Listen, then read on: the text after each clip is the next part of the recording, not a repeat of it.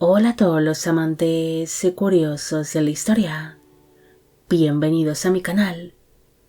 Hoy os traigo la vida de Josefa de Iturbide y Huarte. Ella fue una de las hijas que tuvieron los primeros emperadores de México, algo que la permitió el poder portar el título de Princesa Imperial de México. Después, durante el Segundo Imperio Mexicano, ella estuvo muy presente en la vida de los segundos y últimos emperadores de México,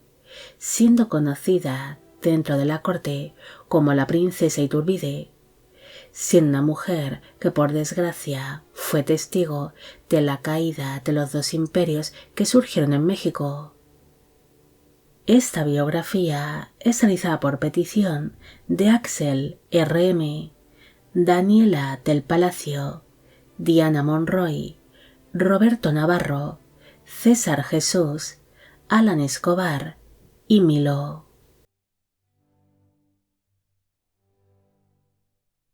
María Josefa Demetria del Pilar de Iturbide y Huarte nació el 22 de diciembre de 1814 en la ciudad de Irapuato, en Guanajuato, en el Virreinato de Nueva España, actualmente en México. Fue hija de Agustín de Iturbide y de la esposa de este, Ana María Huarte. El matrimonio tuvo 10 hijos en común, siendo Josefa la cuarta de sus vástagos. Cuando la niña nació, sus padres aún no habían sido coronados como los primeros emperadores de México, sino que su padre, Agustín, servía como comandante jefe del ejército de Nueva España, luchando así en el bando realista durante la guerra por la independencia de México. No se sabe mucho sobre cómo fue la infancia de Josefa. Se sabe que ella fue criada por su madre, criándose así junto a sus numerosos hermanos durante las largas ausencias de su padre, ya que por sus deberes militares, este pasaba largas temporadas alejado de su familia. Se desconoce qué educación recibió exactamente Josefa durante sus primeros años de vida, ya que con motivo del trabajo de su padre y a los tiempos de guerra que se estaban viviendo por aquel entonces, ella, al igual que sus numerosos hermanos, tuvieron una infancia errante, naciendo así algunos de sus hermanos en distintos puntos de México.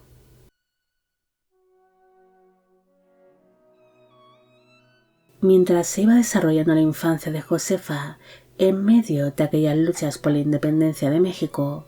su padre, Agustín de Iturbide, acabaría protagonizando, junto al líder insurgente Vicente Guerrero, el conocido Abrazo de Acatempán, en el año 1821, donde las fuerzas de Guerrero acabaron uniéndose a las tropas de Iturbide. También se acabaría firmando entre ambos bandos el Plan de Iguala, donde se declaraba la independencia de México, aparte de que formaron el ejército trigarante,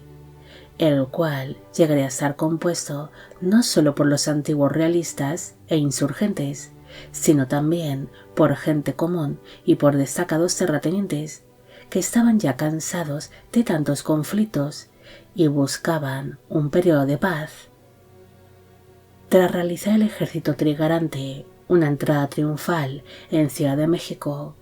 su padre, Agustín de Iturbide, se puso al frente de un gobierno provisional mientras se debatía si sentar en el trono mexicano al rey Fernando VII de España o al hermano pequeño de este, el infante Carlos María Isidro de Borbón. Pero pronto surge una serie de problemas internos, viviéndose una serie de luchas de poder dentro del gobierno provisional,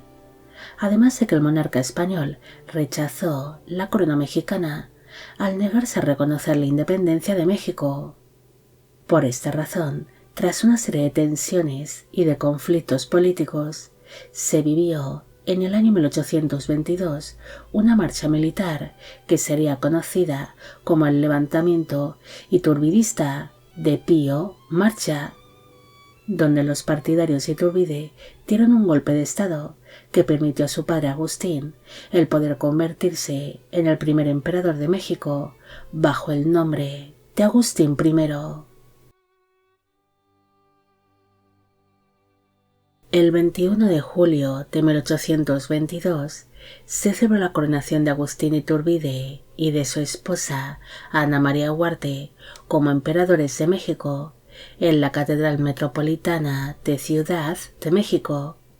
celebrándose una elaborada y emotiva ceremonia donde estuvieron presentes tanto Josefa como sus hermanos. La nueva familia imperial se instalaron en el Palacio de los Condes de San Mateo de Valparaíso, lugar donde los emperadores establecieron su propia corte, que estaría compuesta por caballeros, damas y funcionarios. Al convertirse sus padres en los nuevos emperadores de México, cambió por completo la vida de los hermanos Iturbide, los cuales fueron puestos bajo el cuidado de distintas niñeras, sirvientes, tutores e institutrices, siendo criados como cualquier otro príncipe de su tiempo. Josefa pronto se percataría de que no todo lo que la rodeaba era oro. El matrimonio de sus padres se había vuelto infeliz y se habían distanciado en los últimos años, iniciando su padre un apasionado romance con una mujer conocida como la Güera Rodríguez, descuidándose a su esposa, la emperatriz, quien encontró únicamente consuelo en comer dulces y en sus hijos, permaneciendo así Josefa continuamente al lado de su madre, la cual estaba pasando por ese momento por una serie de depresiones. Pronto surgieron una serie de problemas internos dentro de la gobernación del Imperio Mexicano, y la posición de su padre como emperador empezó a peligrar ante el número de opositores que empezaron a surgir en su contra, perdiendo incluso a muchos de los partidarios que en el pasado apoyaron su subida al trono.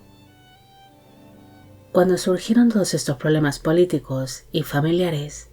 su madre, la emperatriz Ana María, decidió retirarse a un convento junto a sus hijos,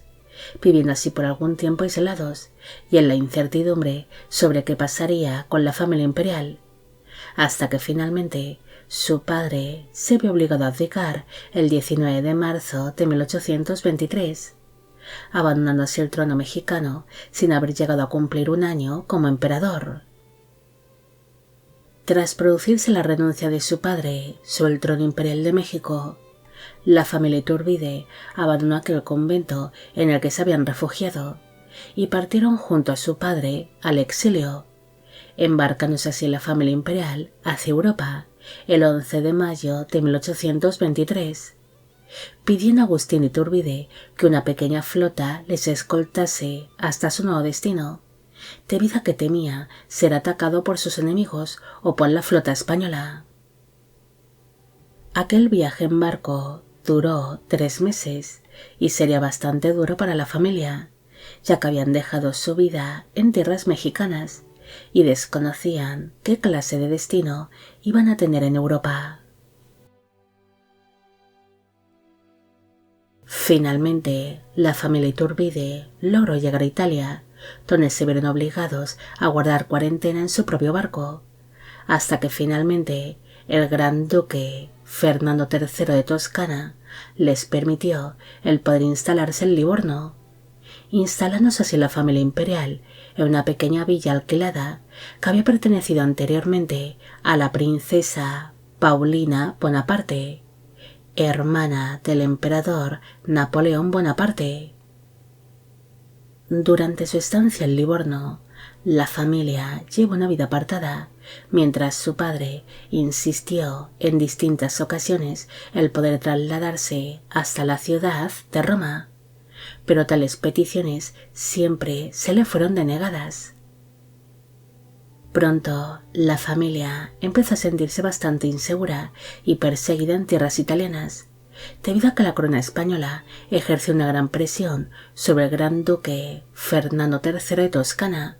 para que éste expulsase a la familia imperial mexicana de sus dominios, algo que ocasionó que los Iturbide tuviesen que abandonar una vez más la vida que habían establecido en Italia para establecerse en Reino Unido, instalándose así en una casa de la ciudad de Londres. La familia Iturbide permaneció 2 años en la ciudad de Londres hasta que su padre, Agustín, decidió que tenían que regresar a México con la intención de ayudar a su país contra la amenaza que suponía la corona española e intentar un nuevo levantamiento que le devolviese al poder, embarcándose así la familia hacia tierras mexicanas el 11 de mayo de 1824, pese a que Agustín de Iturbide tenía prohibido el regresar a México. Aquella nueva aventura no duró mucho, debido a que su padre fue arrestado 2 días después de su llegada a México y acabaría siendo fusilado el 19 de julio de 1824. Cuando su padre falleció, su madre, Ana María, se encontraba embarazada del último hijo del matrimonio, siendo el fusilamiento de su progenitor una noticia muy dura para toda la familia. Tras la ejecución de su padre, el gobierno mexicano le entregó a la familia Iturbide un permiso que les permitía el abandonar el país. En un principio se tenía pensado de que viajasen a Gran Colombia, pero tras una serie de contratiempos, la familia se embarcó hacia los Estados Unidos, instalándose temporalmente en diferentes ciudades, como Nueva Orleans y posteriormente en Baltimore, hasta que finalmente la familia se instaló por una larga temporada en una pequeña casa de Georgetown, en Washington. No hay apenas información sobre cómo fue la vida de Josefa tras la ejecución de su padre. Tan solo se sabe que la familia lleva una vida apartada, manteniéndose con una pensión que recibían por parte del gobierno mexicano, mientras que los hermanos Iturbide iban creciendo y haciendo cada uno sus propias vidas. Se desconoce en qué momento regresó exactamente Josefa a México, debido a que apenas hay registros que hablen de su vida durante esta etapa. Tan solo empieza a ser mencionada de nuevo a partir del año 1864, que es cuando los archiduques Maximiliano de Habsburgo-Lorena y Carlota de Bélgica fueron nombrados como los segundos emperadores de México. Durante el Segundo Imperio Mexicano, Josefa recibió el título de princesa, siendo conocida dentro de la corte de los nuevos emperadores como la princesa Iturbide, además de que fue nombrada como una de las damas de compañía de la emperatriz Carlota. Josefa pronto se ganó el aprecio de su señora, la cual la nombró como una de sus principales damas de honor, aparte de que contó con ella para aprender bien el idioma y las costumbres mexicanas, convirtiéndose la princesa en un gran apoyo para la emperatriz y en una buena amiga. También se ganaría el aprecio del emperador Maximiliano, quien le confía a Josefa el cuidado de sus propios sobrinos, los príncipes Agustín de Iturbide y Green y Salvador de Iturbide y de Marzán, los cuales se habían convertido en los hijos adoptivos de los emperadores, al no tener estos hijos propios, siendo una manera de unificar a ambas familias que en su día llegaron a sentarse en el trono mexicano. Como muestra de cariño del emperador Maximiliano hacia Josefa, la princesa fue condecorada en el año 1865 con la Orden Imperial de San Carlos, la cual fue creada por el propio emperador para condecorar a las mujeres que destacaban por sus servicios a la comunidad y por su virtud, además de que ambos emperadores se refirieron a ella como mi querida Pepa, algo que demuestra el profundo afecto que sentían ambos cónyuges hacia la princesa de Iturbide. Una vez más, El destino de México y la vida de Josefa cambiaron en el año 1867, cuando llegó a su fin el Segundo Imperio Mexicano, con motivo de los conflictos que surgieron entre el bando republicano contra los ejércitos imperiales y franceses que habían ocupado México. Los emperadores Maximiliano y Carlota habían logrado convertirse en emperadores de México gracias al emperador Napoleón III, quien había ocupado tierras mexicanas. Pero cuando el ambiente empezó a ser insostenible, el emperador francés abandonó México, dejándose a su suerte a los últimos emperadores de México. Ante esta situación, la emperatriz Carlota abandonó también México para partir hacia Europa en busca de apoyos para su marido Maximiliano y que les permitiese el poder conservar la corona imperial mexicana. Pero aquella lucha fue en vano, debido a que nadie quería entrometerse en tales conflictos, además de que la emperatriz Carlota empezó a dar muestras de que padecía de serios problemas mentales en cuanto regresó a Europa. Mientras todo esto iba pasando, Josefa permaneció en México junto al emperador, siendo uno de los pocos apoyos que le quedaban a Maximiliano de Habsburgo-Lorena. Pero finalmente el gobernante, tras reunirse con la princesa Iturbide, la pidió de que abandonase también México por su seguridad, algo que sería muy doloroso para Josefa, debido a que una vez más se vería obligada a abandonar su país natal, además de que sentía un profundo afecto hacia los últimos emperadores de México.